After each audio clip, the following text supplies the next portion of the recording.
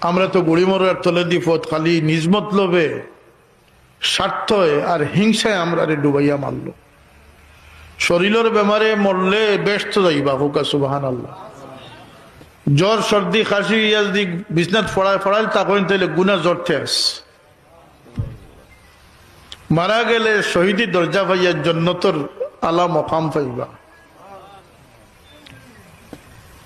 Diarrhoea দাস্ত হইয়া যদি কোনো মানুষ মারা যায়, কলেরা হইয়া মারা যায়, সে শাহাদতি দরজা পাইব।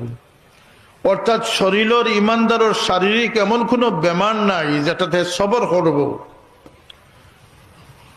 আর এই অবস্থায় তার কোনো ক্ষতি হইব, বরং সব বেমারে তার জান্নাতের দিকে আগুইয়া দিব।